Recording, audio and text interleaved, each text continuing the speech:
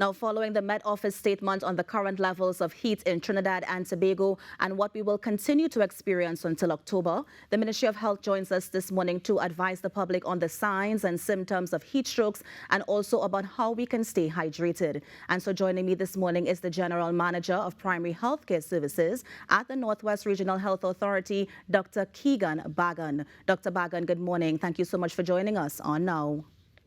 Hi, morning everyone. Morning, Dr. Bagan. Dr. Bagan, I want us to start, if you can give us an overview of the types of heat symptoms or heat strokes we can experience at this time, given the rising temperatures that we've been seeing. Sure. So with the rise in temperature, you usually what happens, you start off experiencing what is known as heat exhaustion. So that's probably that earlier stage before it becomes heat stroke. So with heat exhaustion, you're really looking out for things like tiredness, headaches, dizziness. You would be sweating a lot. Your pulse would start to elevate. You might feel sick, like nauseous, or have actual vomiting. So that's usually a sign of heat exhaustion, right? Some people we talk about heat rashes and so on. Hmm. Um, Locally we might just call it heat, right? But you get these fine little buttons as a result of the sweating and the high temperatures. This is all precursors to what a heat stroke is. So a heat stroke would be those same types of symptoms, but then it starts to affect your mental status. So you start Mm. to get confused, slurred speech, fainting, loss of consciousness. So if those things start to become added, that is now a medical emergency. Up to the Yeah. point when it's heat exhaustion, you're still able to reverse and kind of manage it. Yeah. And then, so at what point do we see a heat stroke coming on? So we've discussed all these symptoms. Is it that you faint, for example? I mean, what is the heat stroke going to look like? How do we know that we're at that level? At the heat stroke level, yes, I'd say from time you have a fainting episode, then you're at a heat stroke level. You need to Mm. get a ambulance or a hospital. If you were checking someone's temperature, the temperature would usually get up to the 9.5 or 40, which is the equivalent of a very high fever. So imagine having a very high fever but not being sick. Just the Yeah. heat around you got your body that high. Even before the faint, sometimes you could have slurred speech or confusion. So a person might start to seem drunk.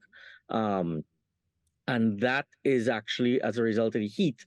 And that's how you know it's at the level of a heat stroke. Yeah. Do we have a lot of those cases? And I'm asking that because we live in the Caribbean, we're accustomed to the heat. And so for some people, they may not think it's serious. They may faint, they may drink a bottle of water and keep it moving. But do we see a lot of cases of, patients being admitted to the hospital for heat stroke? In weather like this, it can happen. For us here, where it's common, we do see it around Carnival a lot. So Yeah. it does happen a lot during that time because that's a time where it's not only just the heat, but is what we doing as well. So if we out in the hottest part of the day, exerting ourselves and sweating a lot and not getting well hydrated, then that's when you're likely to get a heat stroke. So that's why we see it a lot for Carnival. Weather like this can bring it on, but it's not as common because usually what happens, if it's just a normal day and you feel very hot, you already want to get out of that heat. So you Yeah. do things like get into cool areas, loosen your clothes, drink some water. Yeah. So we naturally want to do those things when it's just a normal day. But if you, it can happen to someone who works outside in this kind of heat. So if their job is to be on a construction site or something in this weather, they might not have the opportunity to leave the environment when they start to feel unwell. So Mhm. that's another potential for heat stroke in weather like this. So as you mentioned, the construction workers and others who may have to work in this heat dock, I mean, how can they protect themselves? Now, I usually see them with the hat, they have the long sleeve clothing on. Is that sufficient, or from time to time, should they still also seek shelter in cool areas? Absolutely. They should seek cool areas or shaded areas to cool down periodically. Ideally, they're going to need to drink a lot more water. So we also talk about having about 8 glasses of water a day, but certainly in weather like this, you'll need more. certainly if you're working out in weather like this and you're sweating more, you're going to need even more than that. And if you're drinking cooler water, that helps control your temperature if you're working out in the sun. The hottest part of the day is usually that midday sun. So from Hmm. around 11 in the morning to 2, 3 in the afternoon. If during those hours, particularly, you start to seek shaded areas or intermittent shelter to cool down, that would be a way of preventing it from getting worse. Yeah. You mentioned water, Doc, but I know some people can't start their day without a cup of coffee. And so is there a way to find a balance between the water, between the sugary drinks, maybe the coffee, and even as we think about alcohol, because sometimes you may want to go for a little after work lime. And so how can we ensure that we are still hydrated with the water and if we're mixing other drinks as well? Sure. I myself have to start my day with coffee, so I could relate. So definitely, even though you start your day that way, remember the day still starts off cooler. So you're okay at the beginning. But what you want to do is you want to make sure you're drinking a lot of water between that. Now, sugary drinks does not hydrate you. What happens, the sugars in the drink, when you drink it, the sugars themselves, the molecule has a lot of the water molecules bonded around it. So even though you're taking the drink, a lot of that water remains attached to the sugar and not available to your body for use. Yeah. Alcohol has a similar thing where the alcohol molecule does that as well, but it also stimulates your kidneys to excrete water or urine, and the alcohol itself has a dehydrating effect. So instead of actually hydrating, you're making yourself worse with those drinks. What I The only drink besides water, I would say in terms of rehydration, especially if you're working, because of the sweat contains a lot of salts and minerals. Yeah. Then the things like the sports drinks, like Gatorade and so on, that would also provide some of those salts. So if you're working out in the sun, you could use those drinks as well, but there's nothing better for hydration than water. Yeah. And how can we prevent all of these things from happening, Dr. Bagan? Is it as simple as, finding sheltered areas, staying hydrated? Is there anything else we can do to protect ourselves from the heat? Yeah, those are the main things, the finding shelter and the drinking lots of water. That'll keep you at a point of, say, getting to heat exhaustion. Because even if you got to that level of heat exhaustion, if you get that shelter and you get that hydration, your temperature will start to come down within about half an hour.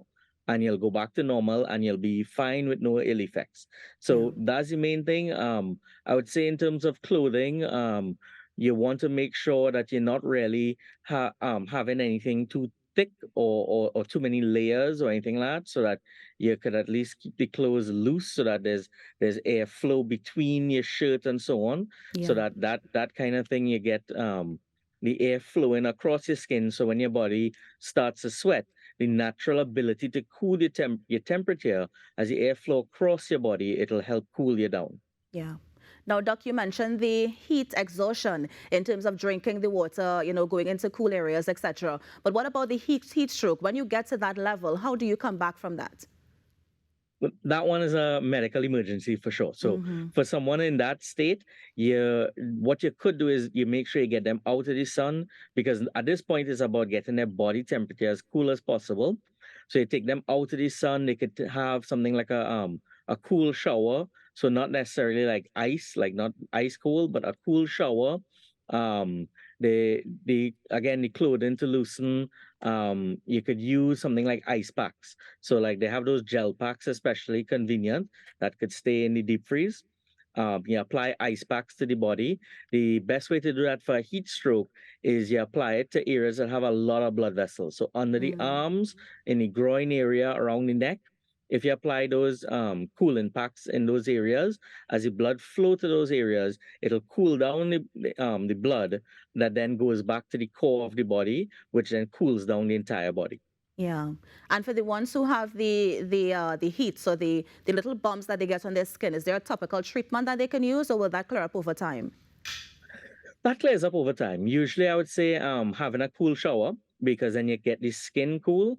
For those where it persists a little bit longer, sometimes an antihistamine cream would help.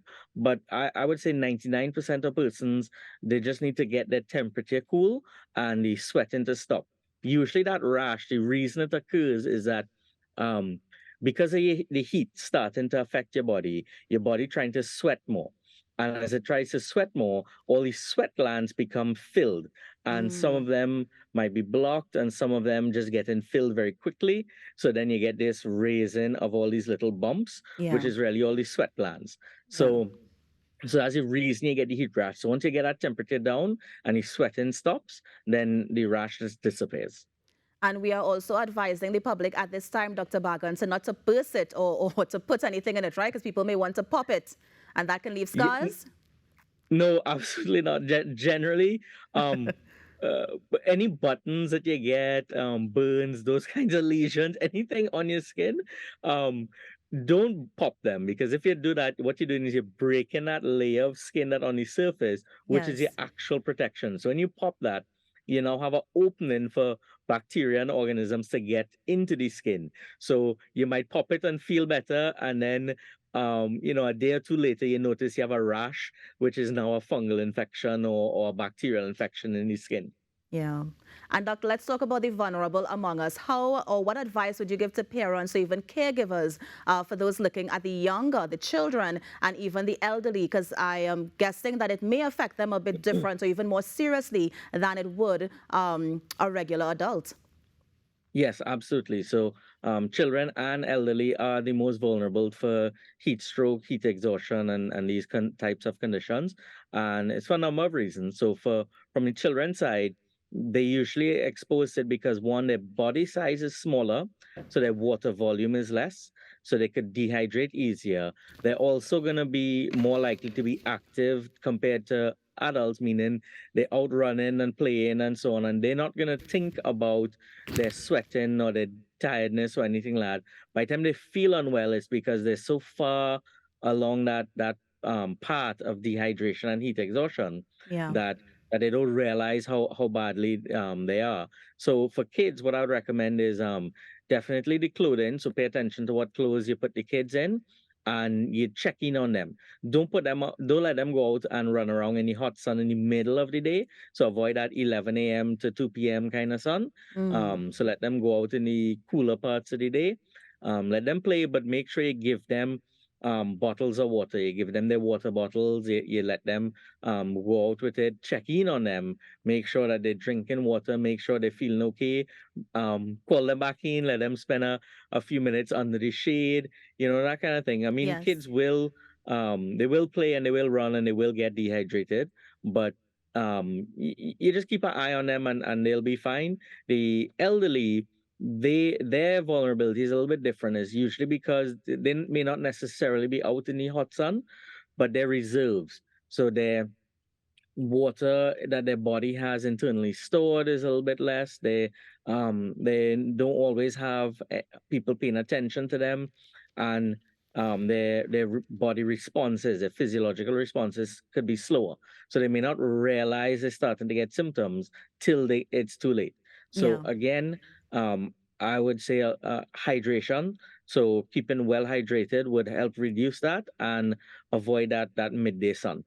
And Doc, we're almost out of time, but I have to ask, how can we also protect our animals as well, our pets, our dogs, our cats, that sort of Mhm. thing? How do we also prevent them from this heat that we're experiencing?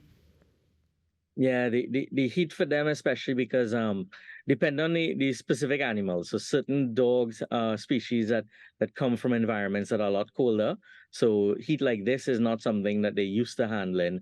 Um, you need to at least you need to make sure that your pets aren't tied up outside in the sun, that they Yes. have a shaded area, that they have lots of water, and sometimes this might be a time where you want to go and put a few blocks of ice in your pet's water bowl so that the water they're drinking is cooler. Make sure that they have that freedom to get into the shade because remember their fur is meant to help keep them warm. Yes. So it is something that they will feel a bit warmer. So they have to have that access to the shade comfortably, lots of water, and this is an opportunity to add ice to the water to help cool it down for them. Yeah, and Doc, let me thank you so much for joining us this morning. I know that the information you shared was very, very helpful. Thank you so much for joining us, and have a great day. No problem. You too. Have a good one. And that was Dr. Keegan Bagan, the General Manager of Primary Health Care Services at the Northwest Regional Health Authority, just giving us some tips on how we can stay cool and hydrated during this hot temperatures that we're experiencing. You're on the Now Morning Show. We're going to take a break and be right back. Stay with us.